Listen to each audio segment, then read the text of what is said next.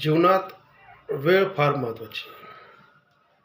एकदा निघून गेलेली वेळ परत कधी येत नाही आणि त्या वेळेसोबत आपली जीवाभावाची माणसं ही तेवढीच महत्त्वाची.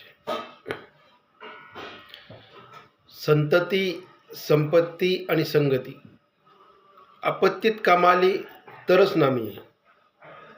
संतती, संपत्ती आणि संगती आपत्तीत कामा आली तरच नामी आहे, अन्यथा कुचकामी आहे. नातं माणसाला टिकवता आलं पाहिजे. 4 मित्र होते जीवाभावाशी,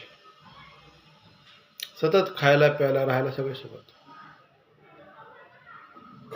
जीवनाच्या एका वळणावरती आलेत आणि ठरवलं की 40 वर्षानंतर आपण याच ठिकाणी एका हॉटेलमध्ये बसले होते, याच हॉटेलमध्ये भेटू आणि आपण काय प्रगती केली हे एकमेकांना सांगू.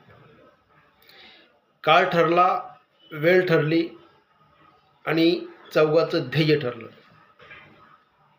40 वर्ष. बघता बघता क्षण कसे निघून जातात हे त्यांना कळत नाही. 40 वर्ष निघून गेले. सगळे 4ही मित्र ठरल्याप्रमाणे त्या हॉटेलमध्ये यायला लागले. पहिला आला. कालांतरानं त्याची वाट पाहता पाहता दुसराही आला. थोडा वेळ झाला, ठरलेल्या वेळेनुसार तिसराही आला. चौथा काही आला नाही. त्यांना वाटायला लागलं की आपण ठरवलं होतं, प्रॉमिस केली होती आणि जीवश्य कंठस्थ मित्र होते. 40 वर्षानंतर भेटणार होते आणि येणारच हा त्यांना आत्मविश्वास होता. पण अर्धा तास झाला, पाऊण तास झाला, पण चौथा मित्र काही आला नाही. दुर्दैवानं ठरलेली वेळ संपली आणि ते जायला निघाले. जाता जाताना त्याच रेस्टॉरंटमध्ये, ज्या रेस्टॉरंटमध्ये हॉटेलमध्ये त्यांनी जेवण केलं होतं 40 वर्षापूर्वी, त्याच हॉटेलमध्ये त्यांची भेट होणार होती आणि ते झालेल्या खर्चाचं जेवणाचं बिल द्यायला गेले. तर तो रेस्टॉरंटचा मालक म्हणत होता की तुमच्या मित्राने अगोदरच त्याचं बिल पेड करून दिलेलं आहे. त्यांना वाटलं की यानं जर बिल पेड केलं तर हा आला कोण नाही. त्यांना वाईट वाटलं.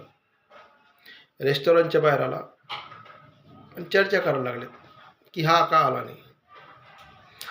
5च मिनिटात त्या चौथ्या मित्राचा मुलगा तिथं आला आणि सगळ्यांनी त्याला विचारलं की तुझे वडील का आले नाही.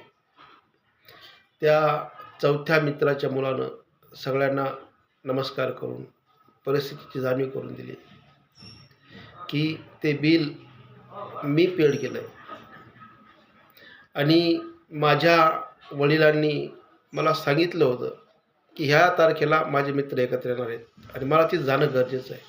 ते प्रॉमिस केलं होतं. पण दुर्दैवानं मागच्याच महिन्यात माझ्या वडिलांचं निधन झालं आणि ते येऊ शकले नाही. हे ऐकून त्या तिघांना फार दुःख झालं.